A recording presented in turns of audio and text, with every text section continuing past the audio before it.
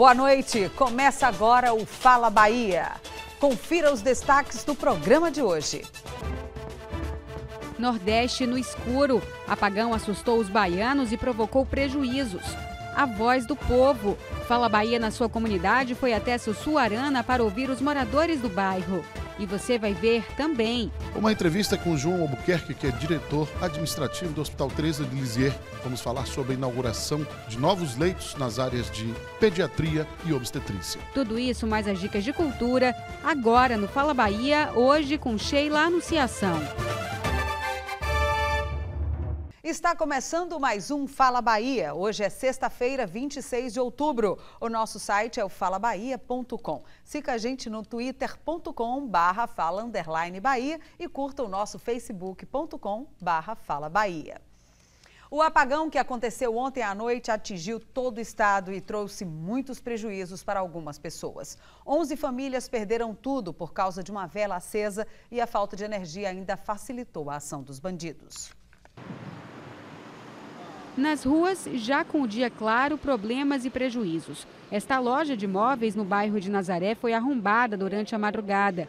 2 bandidos entraram no estabelecimento e usaram um isqueiro para iluminar o caminho até o escritório, onde levaram computadores e impressoras. Um prejuízo de R$6 mil.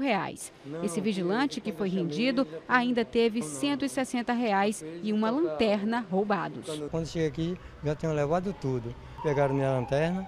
Se eu volto por onde eu veio e não volte para trás, não olhe para trás. Se eu olhar, ele mata. 11 famílias que viviam neste casarão no bairro da Mouraria foram acordados pelas chamas durante a madrugada. As imagens do fogo foram registradas por vizinhos. O incêndio que destruiu o imóvel teria começado depois que o morador acendeu uma vela por causa da falta de luz durante o apagão.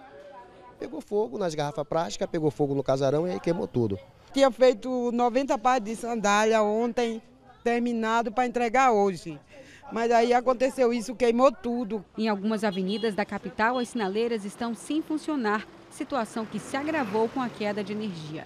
Mas, mesmo antes do apagão, algumas sinaleiras já apresentavam problemas por falta de manutenção. Todo o estado foi atingido pela falta de energia, que levou cerca de 5 horas para voltar. O dono desse bar no bairro do Rio Vermelho também ficou prejudicado. Durante a reinauguração, tudo se apagou. Shows tiveram que ser cancelados e muitos convidados foram embora. O ar-condicionado não funcionou, a cerveja ficou quente. Por mais que seja uma festa, você causa uma péssima impressão no meu dia de inauguração. Segundo a Coelba, a operadora nacional do sistema elétrico informou que o apagão foi provocado por um incêndio em um equipamento de uma subestação na cidade de Colinas, no estado do Tocantins. Com isso, o sistema de proteção foi ativado, desligando algumas linhas de transmissão que saem do Tocantins. E aí houve um efeito dominó. Usinas também foram desligadas, deixando o Nordeste na escuridão. Nós começamos a normalizar o extremo sul da Bahia por volta de 00:30. A partir daí, nós aguardamos a orientação do operador nacional, que por volta das 2h15 da manhã liberou para que a gente voltasse e normalizasse o restante das cargas, inclusive Salvador e área metropolitana. A Coelba confirmou que todos os municípios baianos foram atingidos pelo apagão. 2 representantes da Coelba se reuniram com a operadora nacional para avaliar os prejuízos e as medidas a serem adotadas com a falta de energia. Por conta do apagão, a Fundação Emoba perdeu bolsas de sangue. Em algumas unidades, os estoques foram prejudicados por problemas de refrigeração e o órgão convoca doadores para tentar normalizar a situação. São 25 unidades em todo o estado. Aqui em Salvador, basta se dirigir à fundação, que fica na ladeira do HGE, na Avenida Vasco da Gama. Aqui em Salvador, o apagão deixou alguns bairros sem energia por 5 horas. A cidade ficou completamente às escuras. Prejuízo e pânico para quem estava na rua. O apagão atingiu toda a cidade. Na Cardeal da Silva, no bairro da Federação, nem sinal de luz. Nas ruas, pouco movimento de carros e de pessoas. Nesse trecho, viaturas da polícia faziam a ronda. Este vigia acordou no susto e foi para a porta de casa ver o que tinha acontecido. Estava dormindo, acordei sentindo bastante calor e aí saí para ver o que foi e tudo apagado na cidade. No Largo de Santana, no bairro do Rio Vermelho, apenas os faróis dos carros clareavam a rua quando passaram. Essas duas mulheres caminhavam sozinhas no escuro. Sem saber o que fazer, muita gente aguardava na porta dos bares. O movimento era maior no mercado do peixe, onde alguns bares estavam funcionando. Os comerciantes contaram com a ajuda da luz da lua, mas ainda assim reclamavam do prejuízo. Horrível. Nós ficamos sem vender nada, estamos conseguindo vender alguma coisa, como você está vendo aí. A luz de vela, a luz de vocês e a luz do carro, que a gente está conseguindo vender. Teve um colega aqui que fechou, que não abriu nem uma cerveja. Neste outro bar, mais prejuízo. As portas foram fechadas mais cedo e teve cliente que ainda saiu sem pagar a conta. Alguns clientes que não teve paciência de ficar na fila esperando, eles teve que sair, saíram uma média de uns 30 a 40 pessoas sem pagar. Na Avenida Paralela, fumaça provocada pelo gerador de um shopping chamava a atenção. Escuridão também nos bairros de Amaralina e da Pituba. Quando a luz voltou, foi um alívio para este homem que desembarcou no aeroporto por volta das 11h40 da noite, mas esperou até as 4 horas da manhã para conseguir entrar em casa por causa do portão que ficou sem funcionar.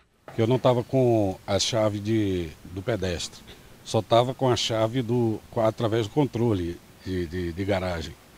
E estou até esse horário aqui. O apagão também provocou uma pane nas sinaleiras e a situação permaneceu do mesmo jeito ao longo do dia. O pior é que mesmo antes da falta de energia, os problemas já tinham começado.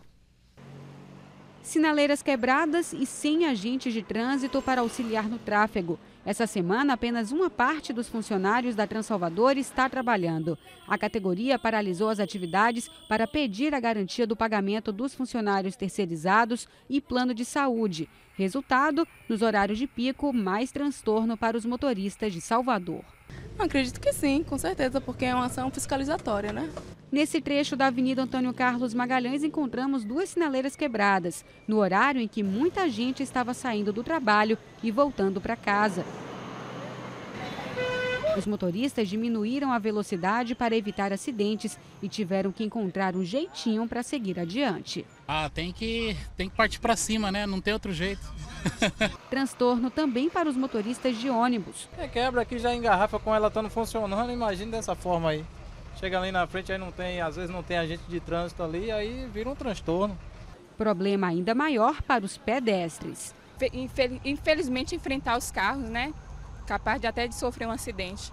Um absurdo, né? Coloca a vida das pessoas em risco.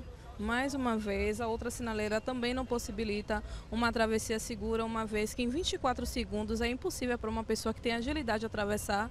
Imagine uma pessoa que tem deficiência ou dificuldade de locomoção, como idosos. Super complicado, uma irresponsabilidade das pessoas que deveriam cuidar disso com mais atenção.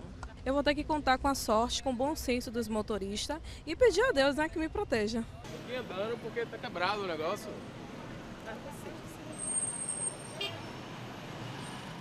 Os servidores da Transalvador só estão atendendo ocorrências com vítimas. Eles querem a liberação do orçamento para garantir o pagamento dos funcionários terceirizados e do plano de saúde até o fim do ano. Em nota, a Prefeitura disse que está providenciando o conserto das sinaleiras e que as reivindicações dos funcionários da Transalvador já estão sendo atendidas. No próximo bloco, a gente fala sobre a expansão do Hospital Teresa de Lisieux. Até já!